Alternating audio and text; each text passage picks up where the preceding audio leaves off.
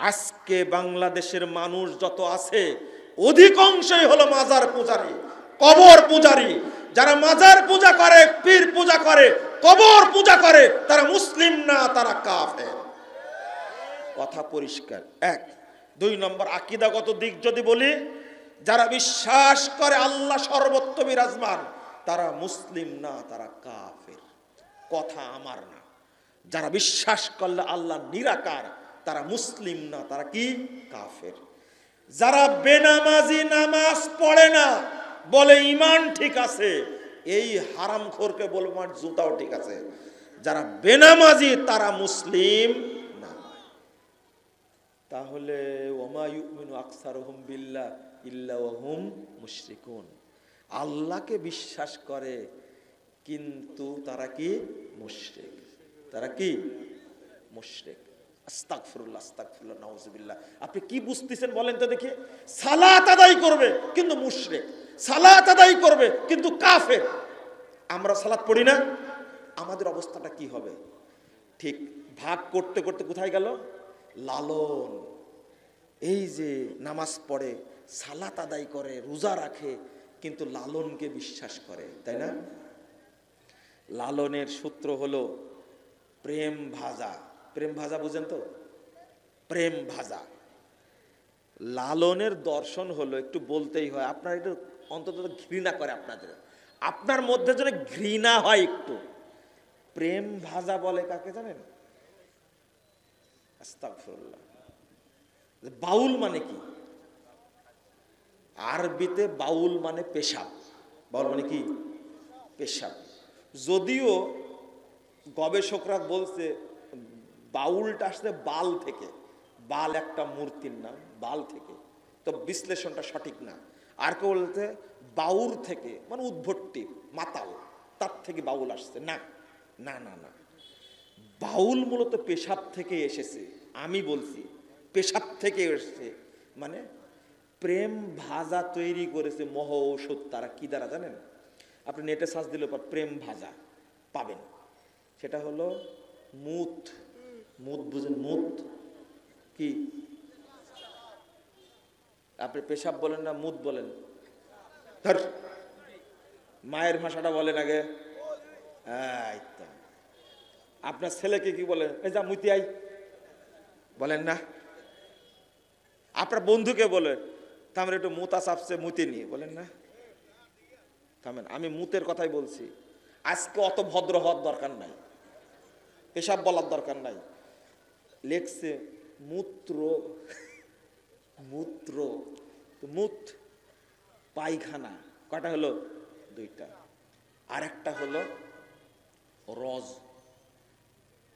রজ মানে কি জানেন? মাসিকের রক্ত। বলতেছি, যাক আপনারা বুঝে গেছেন। তাও আর একটা হলো সাধন। সাধন মানে কি জানেন?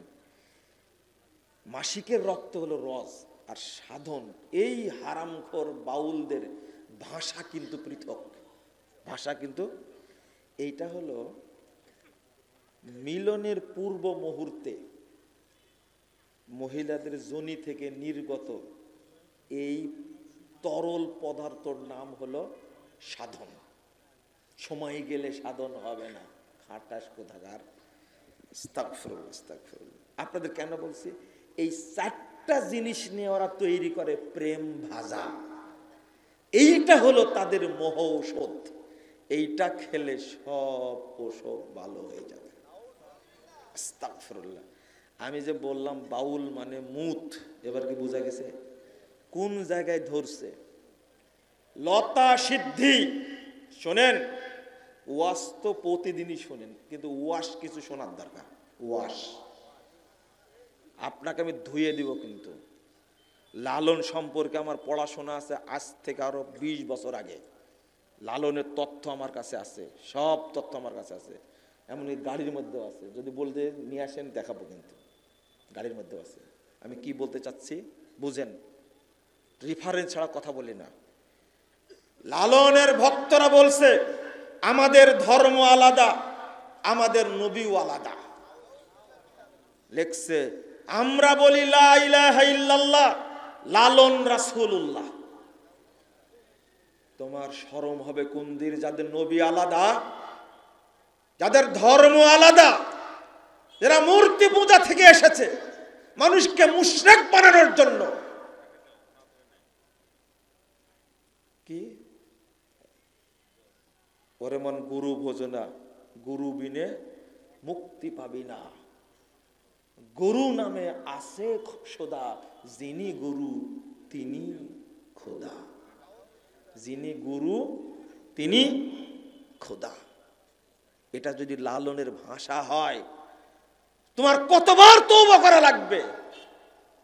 মানুষের সামনে উন্মুক্ত ভাবে আগে কালেমা শাহাদাত পড়ে আবার ইসলাম গ্রহণ করতে হবে। তার আগ পর্যন্ত তুমি কাফের থেকে যাবে, তুমি মুরতাদ থেকে যাবে। আর লালনের পক্ষে তুমি কথা বলো, তুমি মুসলমানের বাচ্চা। বাংলাদেশ থেকে লালন মতবাদকে নিশ্চিহ্ন করে দেওয়া উচিত। থাকতে পারে না, এটা লালন মতবাদ থাকবে না দেশে। তুমি নবীকে নিয়ে কটূক্তি করলে কেন? আল্লাহকে নিয়ে কটূক্তি করলে কেন? আর যারা রাজনীতি করেন আপনারা, আজকে ভোটের ভয়ে ভোট পাবেন না বলে আল্লাহকে অপমান করা সত্ত্বেও, নবীকে কটূক্ত করা সত্ত্বেও, কোরআনকে কটূক্ত করা সত্ত্বেও আপনারা মুখে কুলু পেটে বসে আছেন, কথা বলেন না। জনগণ আপনাদের ভোটও দিবে না, ইনশাআল্লাহ ভোট দিবেন আপনাদের। অত সহজ। উন্মুক্ত বলেন আগে, লালনের বিচার হতে হবে যারা আল্লাহকে অপমান করেছে।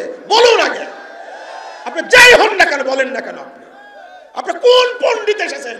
আমরা দেখেছি অনেক স্বৈরাচার, অনেক পণ্ডিত দেখেছি সেনাবাহিনী দিয়ে এরশাদ জেল চালিয়েছে, শেষ পর্যন্ত এরশাদকেও জেল খাটতে হয়েছে। আর একটাকে দেখলাম দীর্ঘ 18 বছর যাবত রাজত্ব চালাচ্ছ, দেশের দেখতে পারেনি, পালিয়ে বেঁচেছে। মুসলমানদেরকে দাম না দিয়ে ক্ষমতায় কেউ টিকে থাকতে পারবে না ইনশাআল্লাহ। এই আমাদেরকে ধোঁকা দিয়ে নাস্তিকদের পুষে ক্ষমতায় বেশি দিন টিকে থাকা যাবে না। মুসলিমরা এখন সজাগ আছে, আমাদের সাথে আপনাদেরকে একমত হওয়া লাগবে। কোরআন এবং সুন্নাহ হবে বাংলাদেশ আগামী দিনের সংবিধান। মানুষের তন্ত্র মন্ত্র চলবে না, নাস্তিকরা শাসন করবে। তোমরা নবীকে মানো, তুমি ভালো বুঝলাম, কোরআন মানো বুঝলাম, কিন্তু নবীকে অপমান করা হয়, কোরআনকে অপমান করা হয়, তুমি কোন তার বিরুদ্ধে মুখ খোলো না। তুমি তো বোবা শয়তান একটা।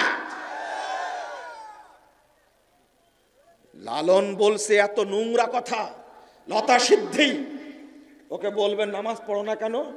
নামাজ না পড়ার কারণ হলো সারা পৃথিবীতে ইবলিস নষ্ট করে দিয়েছে। এই কপাল পবিত্র ললাট আমরা কোথাও নত করতে পারি না।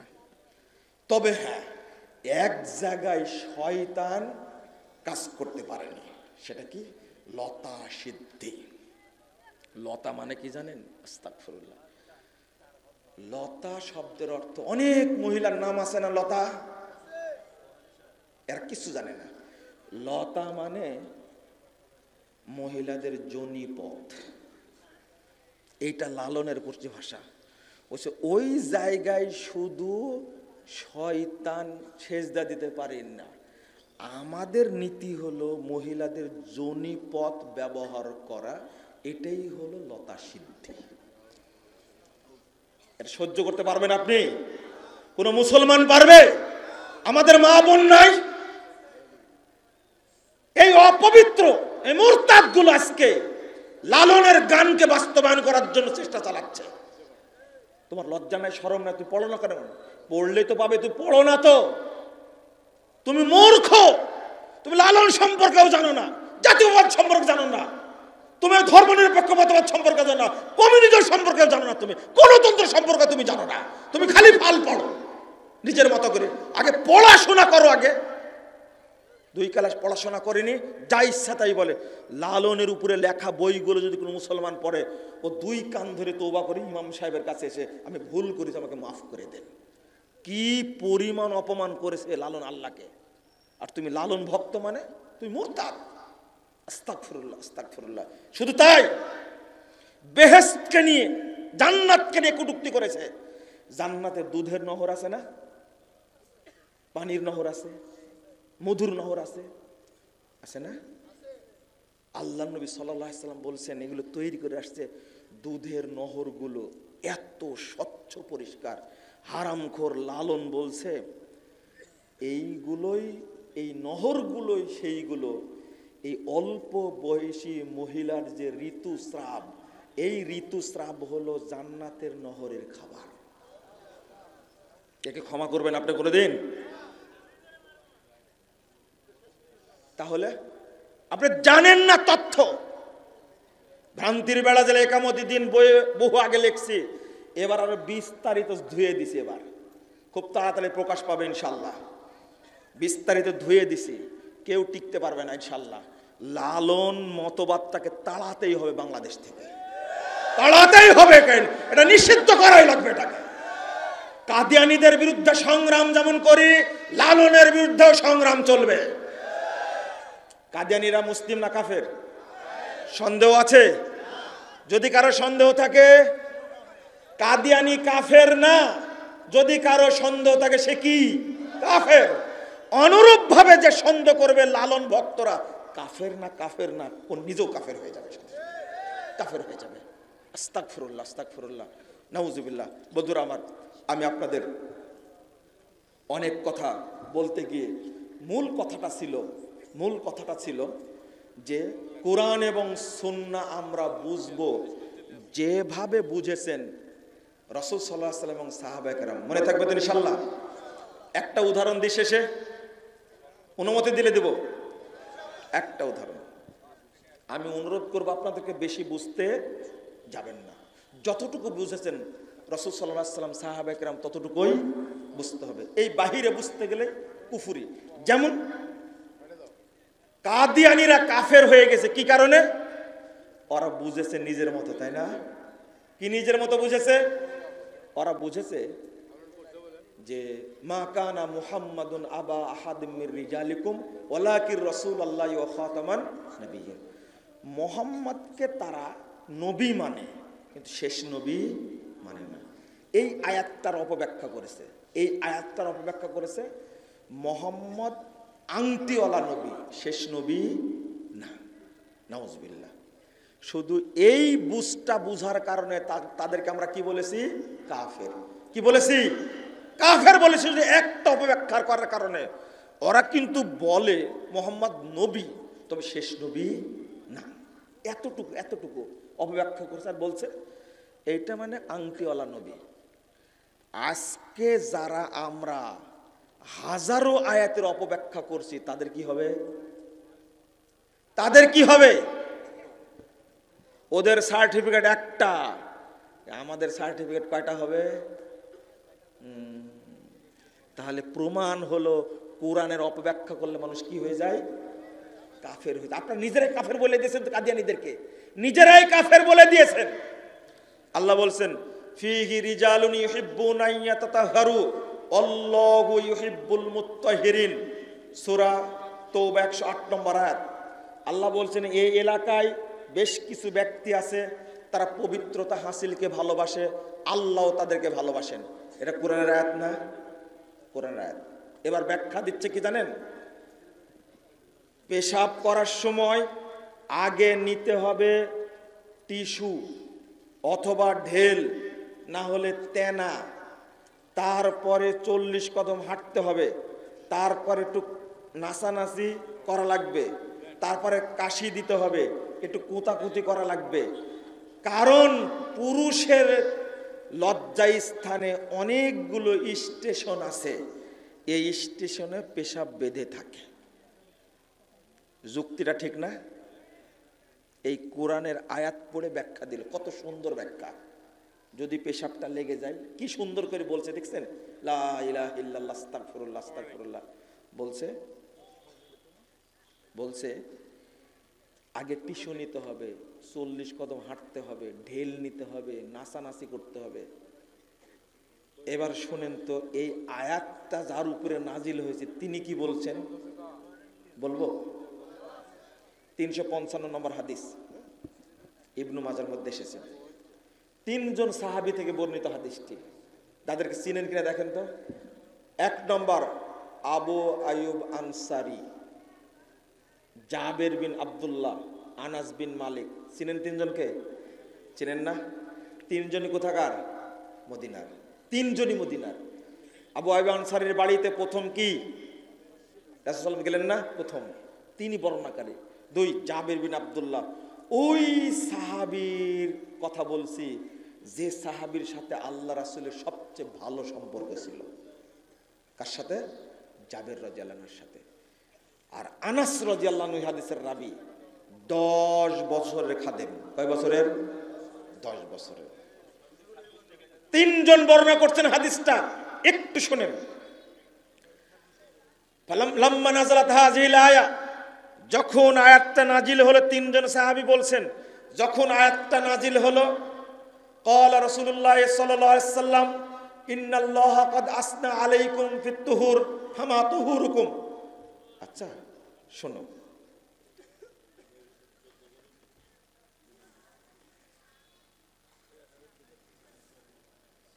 কি কি যেন বলছিলাম আব্দুল সালাম ভাই, কি বললাম যেন? ও, তিনজন হাদিসের রাবী, এই তিনজন বর্ণনা করছেন। সেটা হলো রাসূল সাল্লাল্লাহু আলাইহি ওয়াসাল্লাম একদিন আমাদেরকে বললেন, ইন্নাল্লাহা ক্বাদ আসনা আলাইকুম, আল্লাহ তোমাদের ব্যাপারে প্রশংসা করছেন, ফিত তুহুর, পবিত্রতার ব্যাপারে, ফামা তুহুরুকুম। আচ্ছা তোমরা বলো তো তোমরা কিভাবে পবিত্রতা হাসিল করো? তাহলে এই হাদিস প্রমাণ করে আল্লাহ রাসূল গায়েব জানতেন না। তখন আনসারীরা বলছেন, ইয়া মাশারাল আনসার বলে আল্লাহ রাসূল আহ্বান করেছিলেন। তখন আনসারীরা বলছেন, নাতাওয়াদ্দাউ লিস-সালাহ, আল্লাহ রাসূল শোনেন, আমরা সালাতের জন্য ওযু করি। এই আয়াতের শানে নজুল, এই আয়াতের শানে নজুল, আমরা সালাতের জন্য ওযু করি। দুই, ওয়া নাগতাসিলু মিনাল জানাবা, স্ত্রী সহবাস করলে অপবিত্র হলে গোসল করি। ওয়া নাস্তানজি বিল মা, পানি দিয়ে ইস্তেনজা করি। শুনলেন? কয়টা কথা বললেন? পানি দিয়ে কি করি? ওযু করি, অপবিত্র হলে গোসল করি, আর পানি দিয়ে কি করি? ইস্তেনজা করি। এই শুনে বলছেন ফাহুয়া যাকা, ও এই জন্যই আল্লাহ তোমাদের প্রশংসা করেছেন। তারপরে বলছেন ফা আলাইকুমুহু, তোমরা এইভাবেই করবে। এখানে তেনা কই আছে? ঢেল কই? 40 কদম কই? কোতাকুতি কই? নাসানাসি কই? বেটা তোমার কাছে থেকে ব্যাখ্যা নিতে যাব, আমাকে রাগ আনছেন আপনারা। আমি এটা হাদিস বললাম, খুঁজেন আপনি 355 নম্বর হাদিস, ইবনে মাজাহ। আল্লাহ সনদ সহি, আল্লাহ আয়াত নাজিল করেছেন, রাসূল ব্যাখ্যা দিচ্ছেন, আর তুমি ব্যাখ্যা দিচ্ছ আরেকটা। মজার ব্যাপার হলো, এই কথাটা কেন তুললাম, যারা এত পরিশ্রম করে তারা ওযুর পরে কিন্তু পানি ছিটায়া দেয় না, দেয় না। অথচ কেউ নিশ্চিত বলতে পারবেন আমি এত কিছু করার পরেও এক ফোঁটা পেশাব বের হবে না, বলতে পারবে? এই গ্যারান্টি নেবে কে? মহান আল্লাহ জানেন, আমার বান্দারা যতই চেষ্টা করুক না কেন, পেশাব একটু বের হবেই হবেই। এই জন্য আল্লাহ রাসূল বলছেন, আতাহু জিবরিল, আল্লাহ নবী নিজেই বলছেন যে আমার কাছে জিবরিল আসলো, ফাআল্লামাহুল উযু, অতঃপর তাকে ওযু শিক্ষা দিল, ওয়াসসালাহ, সালাত শিক্ষা দিল।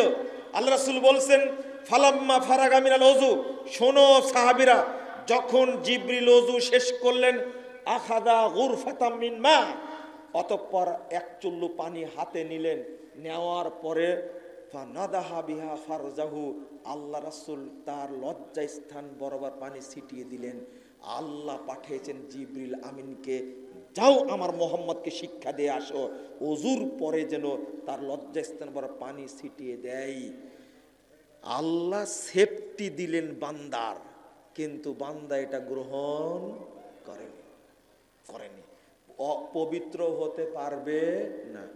আবার শোনেন, ওযুর পরে নারী পুরুষ উভয়ে পানি ছিটিয়ে না দিলে সে পবিত্র হবে না, পবিত্র না হলে ওযু হবে না।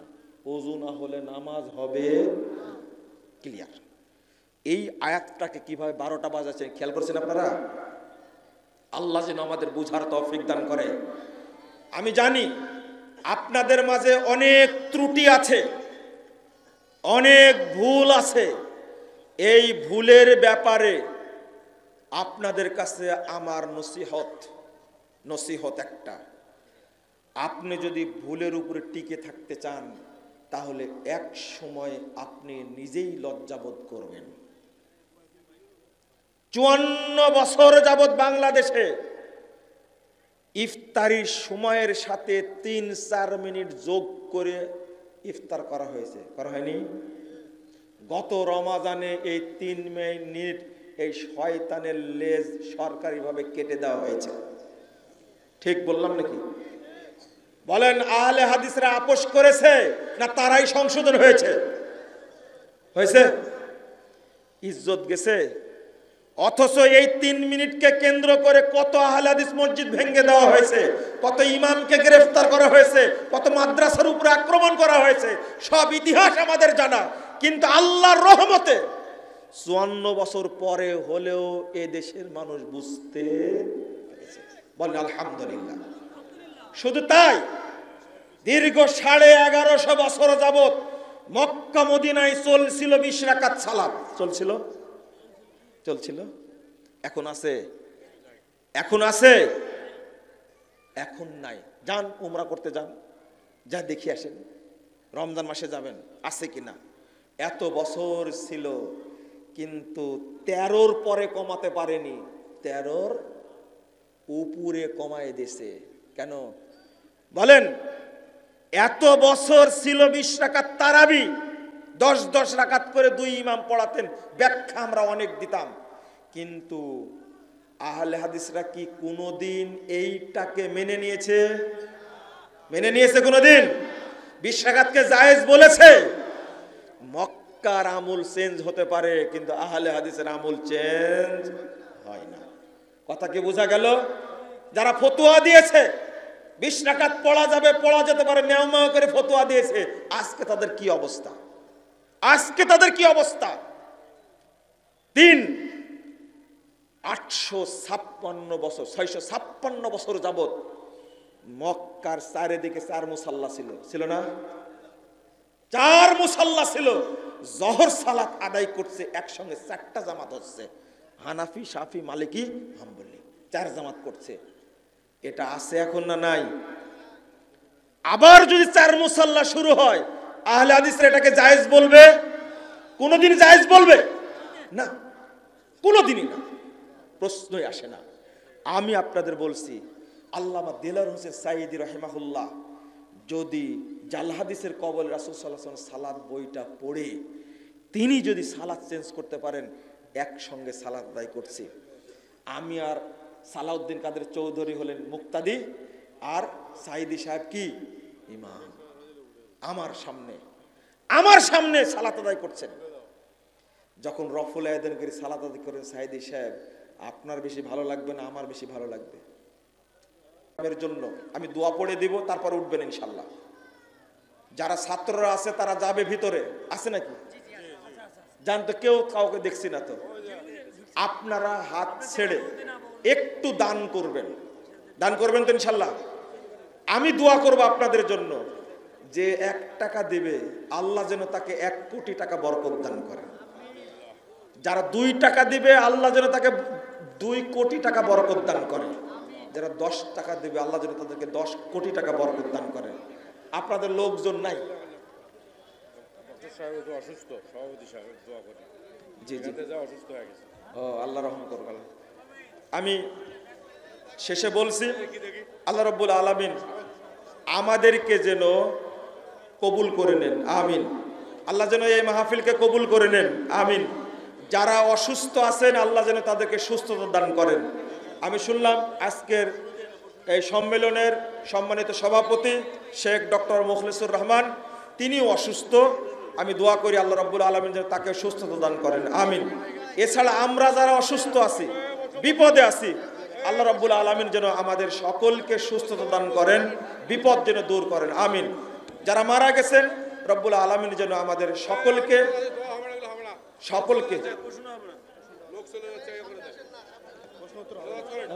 বলে দিছে আমাদের আল্লাহ রব্বুল আলামিন আমাদের সকলকে যেন কবুল করে নেন, আমিন। আমি দোয়া করছি রব্বুল আলামিন যেন আমাদের পাপগুলোকে ক্ষমা করে দেন। সর্বশেষ কথা, আল্লাহর কাছে দোয়া করছি আল্লাহ যেন এই প্রতিষ্ঠানকে কবুল করে নেন, আমিন। আল্লাহ যেন আমাদের সকলকে একই সঙ্গে জান্নাতুল ফেরদাউসে থাকার ব্যবস্থা করে দেন, আমিন। জাযাকুমুল্লাহ খায়রান ওয়া বারাকাল্লাহু ফিকুম। আর আপনারা কে কে ফোন দিয়েছিলেন বইয়ের জন্য, মঞ্চে বই আছে, নিয়ে যাবেন, এই প্রতিষ্ঠানের পাশে থাকবেন, এটা বলে শেষ করছি। দোয়া পড়েন আমার সাথে, সুবহানাকাল্লাহুম্মা ওয়া বিহামদিকা আশহাদু আল্লা ইলাহা ইল্লা আনতা আস্তাগফিরুকা ওয়া আতুবু ইলাইকা। আসসালামু আলাইকুম ওয়া রাহমাতুল্লাহি ওয়া বারাকাতুহু। আসসালামু আলাইকুম ওয়া রাহমাতুল্লাহ। একটি ঘোষণা, আগামী 22